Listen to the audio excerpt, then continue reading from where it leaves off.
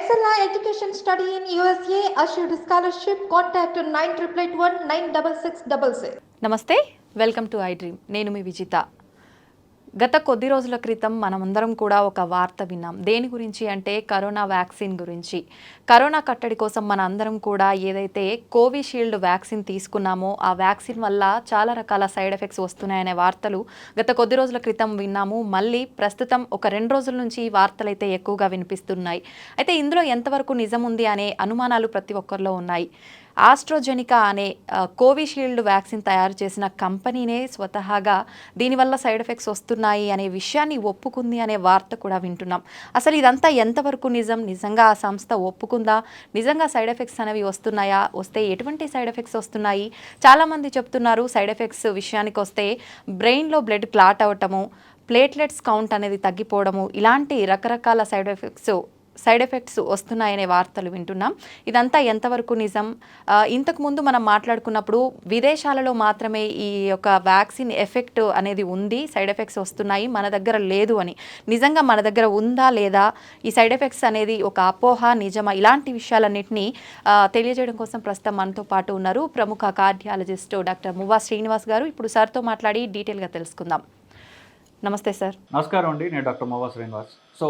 2 రోజుల క్రితము AstraZeneca company వాళ్ళు వాళ్ళ వ్యాక్సిన్లో ఏదో లోపం ఉందని వాళ్ళు కోర్టులో ఒప్పుకున్నట్టుగా మనం వార్తాంశాలు చూసాం బేసికలీ. సో ఇంగ్లాండ్లో బేస్ అయినటువంటి ఆస్ట్రాజెనికా అనేటటువంటి మందుల కంపెనీ వాళ్ళు ఈ వ్యాక్సిన్ తయారు చేశారు. ఆ వ్యాక్సిన్ని ఇండియాలో లైసెన్స్ తీసుకుని సీరం ఇన్స్టిట్యూట్ ఆఫ్ ఇండియా అనేవాళ్ళు అదే వ్యాక్సిన్ని వీళ్ళు తయారు చేసి ఇక్కడ ఆ ఫార్ములాతోటి ఇక్కడ కోవిషీల్డ్ అని పేరు పెట్టారు. ఇంటర్నేషనల్గా వ్యాక్స్ జెవీరియా అనేటటువంటి పేరుతో ఆస్ట్రాజెనికా అనేటటువంటి ఇంటర్నేషనల్ కంపెనీ రకరకాల దేశాల్లో ఆల్మోస్ట్ లైక్ 100 పైనే దేశాల్లో ఈ వ్యాక్సిన్ ఇవ్వడం జరిగింది. సో ఈ వ్యాక్సిన్ 2021లో ఎక్కువ విరివిగా చాలా దేశాల్లో ఇచ్చారు. సో ఈ వ్యాక్సిన్ ఇవ్వటం వల్ల ప్రాబ్లమ్స్ ఏమొచ్చాయి అనేటటువంటివి మనందరికీ తెలిసిన విషయమే. మన డాక్యుమెంటెడ్ కేసెస్ అవి ఉన్నాయి. సో దీని మీద ఇంగ్లాండ్లో సుప్రీంకోర్టులో జేమీ స్కాట్ అనే అతను సుప్రీంకోర్టు అతనితో పాటుగా ఇంకొక 51 మంది కలిసి ఒక కేసు వేశారు ఆస్ట్రాజెనికా కంపెనీ మీద. సో ఏమని, ఈ వ్యాక్సిన్ తీసుకున్న తర్వాత అతనికి బ్రెయిన్లో క్లాట్స్ వచ్చాయని, బ్రెయిన్ డ్యామేజ్ అయిందని చెప్పేసి. అది ఎప్పుడు తీసుకున్నాడు వ్యాక్సిన్? ఏప్రిల్ 2021లో అతను ఈ వ్యాక్సిన్ తీసుకున్నాడు. సో బ్రెయిన్ డ్యామేజ్ అయింది నాకు అని చెప్పేసి కంపెనీ మీద కేసు వేసాడు. ఇంకొక 50 మంది కలిపి అంతా ఒక కేసు కింద తీసుకుని బ్రిటిష్ సుప్రీంకోర్టులో నడుస్తోంది. దీన్ని చూసి మన భారతదేశపు సుప్రీంకోర్టులో కూడా విశాల్ తివారీ అనే అతను ఒక రోజు క్రితం అంటే మే చివర 31లో అతను కేసు వేశాడు ఇక్కడ భారతదేశంలో ఉన్నటువంటి సీరం ఇన్స్టిట్యూట్ ఆఫ్ ఇండియా మీద. సో ఇది బేసికలీ. సో ఈ వాదోపవాదాల్లో ఆస్ట్రాజెనికా కంపెనీ వాళ్ళు వచ్చినప్పుడు ఆస్ట్రాజెనికా కంపెనీ ఇచ్చినటువంటి అక్కడ ఈ వ్యాక్సిన్ ఇవ్వటం వల్ల ఈ బ్రెయిన్లో క్లాట్స్ రావచ్చా అనేటటువంటి అంశం మీద కేసు కాబట్టి వాళ్ళు ఏమన్నారంటే వచ్చే అవకాశం ఉందండి మా వ్యాక్సిన్ వల్ల అని వాళ్ళు డేటా వాళ్ళు ఇచ్చారు. డెఫినెట్గా ఇవి ఇవ్వడం వల్ల కొన్ని కేసెస్ డాక్యుమెంటెడ్గా ఉన్నాయి అని చెప్పారు. దాంతో ఇప్పుడు పెద్ద దుమారం ఏంటి, అదే వ్యాక్సిన్ ఇండియాలో ఇచ్చారు కాబట్టి ఇప్పుడు ఇండియాలో కూడా ఇవి ప్రాబ్లమ్స్ వస్తున్నాయా? ఇప్పుడు ఈ వార్తాంశం కానివ్వండి, ఈ ఇష్యూ వల్ల వచ్చినటువంటి క్వశ్చన్లు ఏంటి?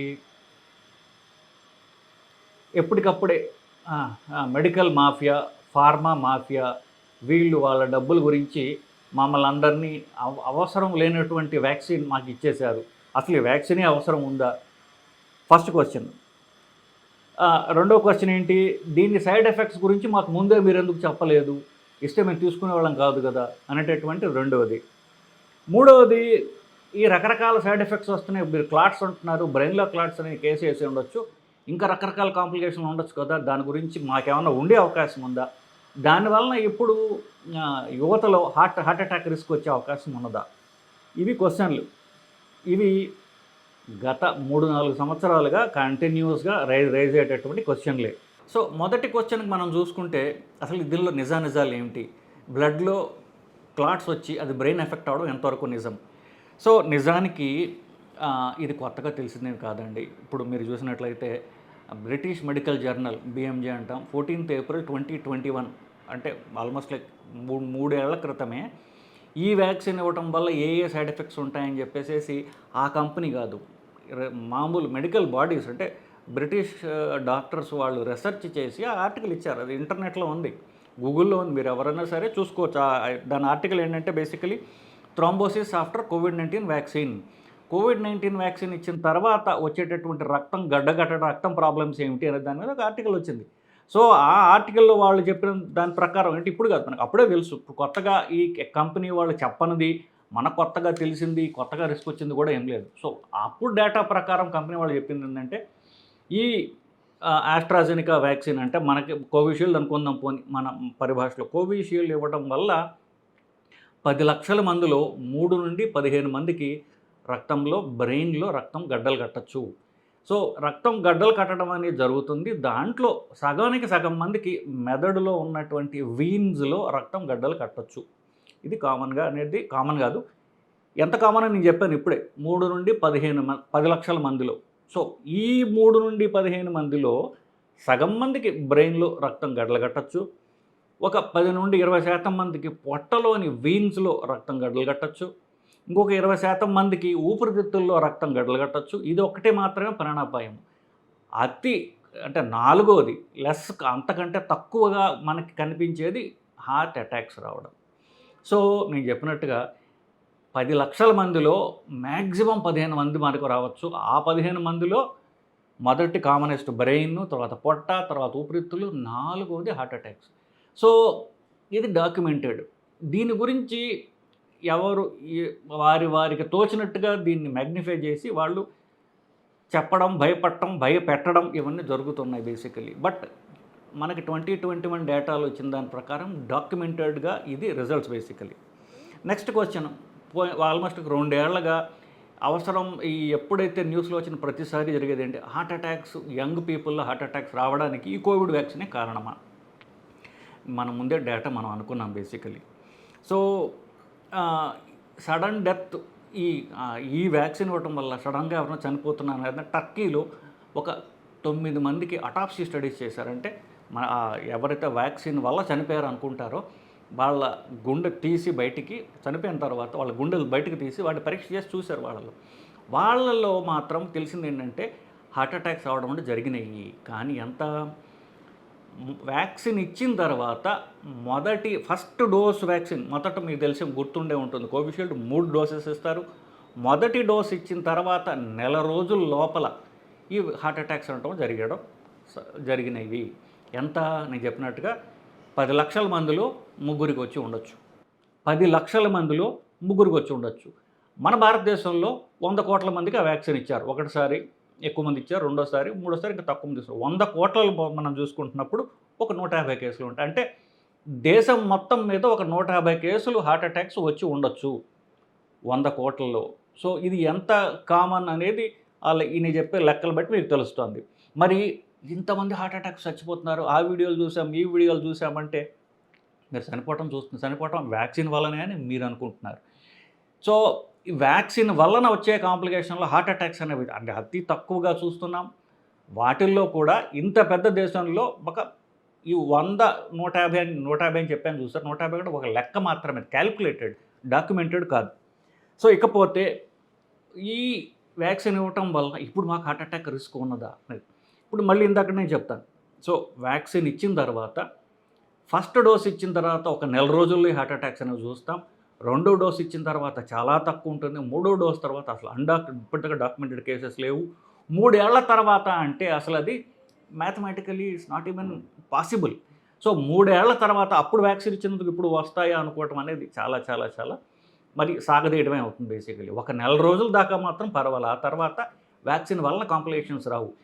వ్యాక్సిన్ వల్ల ఈ హార్ట్ అటాక్లు వస్తాయి అనుకున్నప్పుడు చెప్పినప్పటిగా 10 లక్షల మందిలో 3కే వచ్చినప్పటికీ కూడా ఇవి ఫస్ట్ డోస్ ఇచ్చిన తర్వాత వస్తాయి. అదే డోసు గనక జీవితాంతం తీసుకున్నట్లయితే 2వ డోసు అవసరమే ఉంది, 3వ డోసు అవసరమే ఉంది. ఎందుకంటే ఆ వ్యాక్సిన్ పనిచేసేది జీవితాంతం కాదు కాబట్టే 3 డోసులు ఇవ్వాల్సి వస్తుంది కదా. సో 1 డోసు తర్వాత ఇచ్చినటువంటిది 3 కంటిన్యూస్గా జీవితాంతం రిస్క్ ఉంటుంది అనుకోవటం అనేది అది బేసికలీ లేని ప్రాబ్లం మనం కొత్తగా సృష్టించుకుని దాని నుంచి భయపడటమే అవుతుంది బేసికలీ. ఇకపోతే నాకు ఇప్పుడు ఆ కోవిడ్ వ్యాక్సిన్ తర్వాత హార్ట్ అటాక్లు రాకుండా నేను ఏం చేయాలంటే, కోవిడ్ వ్యాక్సిన్ వల్ల హార్ట్ అటాక్స్ రావు. జనరల్గా హార్ట్ అటాక్స్ రావడానికి కారణాలు ఏవైతే ఉంటాయో వాటంటే నియంత్రించుకోవడం ద్వారా, వాటిని మనం మానిటర్ చేయడం ద్వారా మన హార్ట్ అటాక్ రిస్క్ తగ్గించుకోవచ్చు. ఫర్ ఎగ్జాంపుల్, హార్ట్ అటాక్ రావడానికి ముఖ్యమైన కారణం ఏంటి? కొలెస్ట్రాల్. ఆ కొలెస్ట్రాల్లో కూడా చెడ్డ కొలెస్ట్రాల్ అనేటువంటి ఎల్డిఎల్ వల్ల హార్ట్ అటాక్స్ వస్తున్నాయి. ఆ ఎల్డిఎల్ ఎవరికి ఎక్కువ ఉంటుంది? షుగర్ ఉన్న వాళ్ళకి, స్ట్రాంగ్ ఫ్యామిలీ హిస్టరీ ఉన్న వాళ్ళకి, స్మోక్ చేసే వాళ్ళకి, లేకపోతే కొంతవరకు మగవాళ్ళకి ఎక్కువ ఉండొచ్చు. సో స్ట్రాంగ్ ఫ్యామిలీ హిస్టరీ ఉందా, షుగర్ ఉందా, వీళ్ళు ప్రధానమైనటువంటి కేటగిరీలు. కాబట్టి వీళ్ళు స్ట్రాంగ్ ఫ్యామిలీ హిస్టరీ అంటే మీకు మేనమామలు, బాబాయిలు, తల్లిదండ్రులు, అన్నదమ్ములు, అక్క చెల్లెళ్ళు, వీళ్ళలో ఇది ఫస్ట్ డిగ్రీ రిలేటివ్స్ అంటారు. వీళ్ళలో ఇద్దరికి లేదా ఎక్కువ ఎవరికన్నా హార్ట్ అటాక్స్ వచ్చినట్లయితే మనకు ఎక్కువ రిస్క్ ఉన్నట్లు లెక్క. ఎస్పెషల్లీ తక్కువ వయసులో వాళ్ళకి వచ్చినట్లయితే కనుక వీళ్ళు ప్రతి 6 నెలలు, షుగర్ ఉన్నవాళ్ళు, ఫ్యామిలీ హిస్టరీ ఉన్నవాళ్ళు ప్రతి 6 నెలలకి ఎల్డిఎల్ అనేటటువంటి బ్యాడ్ కొలెస్ట్రాల్ మీరు మానిటర్ చేసుకోండి. అంతకంటే మీరు చేయాల్సింది ఏం లేదు. అది నియంత్రణలో ఉన్నట్లయితే కనుక మీకు హార్ట్ అటాక్ రిస్క్ లేనట్టే లెక్క.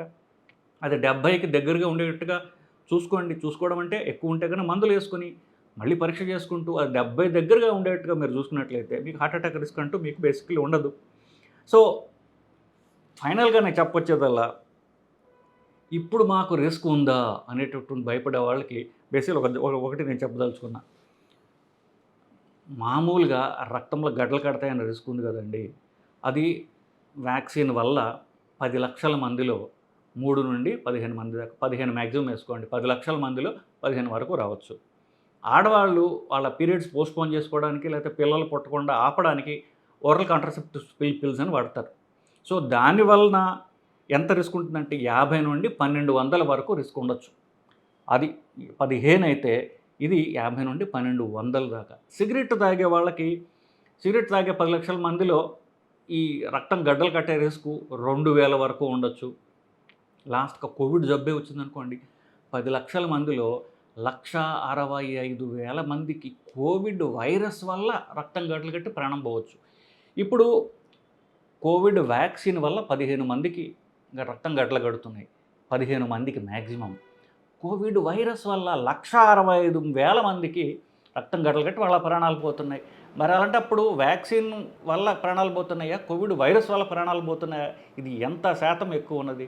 మనం భయపడాల్సింది కోవిడ్ జబ్బుకి, కోవిడ్ వైరస్కి కానీ కోవిడ్ వ్యాక్సిన్ కాదని మనం ఈ గణాంకాలే మనకి చెప్తున్నాయి కదా. సో ప్లస్ ఈ కోవిడ్ వైరస్ కూడా 2021లో వచ్చినటువంటి డెల్టా వేరియంట్, దానివలన ఈ ప్రాణాపాయాలు ఇంత విధ్వంసం జరిగింది కాదంటల్లా. దాని తర్వాత ఆ వైరస్ 6 జనరేషన్స్ అయిపోయింది. వచ్చే ఈ 2024 అయితే 7వ జనరేషన్ వైరస్ వస్తుందేమో. మరి ఎప్పుడో వచ్చిపోయినటువంటి 6 తరాల ముందు ఉన్నటువంటి వైరస్కి ఇప్పుడు దానికి భయపడటం అనేది అది భయపడటమే అవుతుంది తప్ప నిజం అనేది కాదు. సో ఈ కోవిడ్ వైరస్, దాని వ్యాక్సిన్లు అవి మన బుర్రలోంచి ఎంత త్వరగా మీరు తీయకపోతే మీ భయాందోళన అంతా కామన్గా ఉంటాయి. ఎందువల్ల యూత్లో యాంగ్జైటీతో వచ్చిన వాళ్ళతో నేను చూసినట్లయితే 80% మంది మాకు కోవిడ్ వచ్చింది, కోవిడ్ వ్యాక్సిన్ తీసుకున్నానని చెప్తున్నారు. సో యాంగ్జైటీకి ప్రధాన కారణం ఏమైందంటే నాకు కోవిడ్ వచ్చింది లేకపోతే నేను వ్యాక్సిన్ తీసుకున్నాను. సో ఇది ప్యూర్ యాంగ్జైటీ తప్ప జబ్బు కాదు.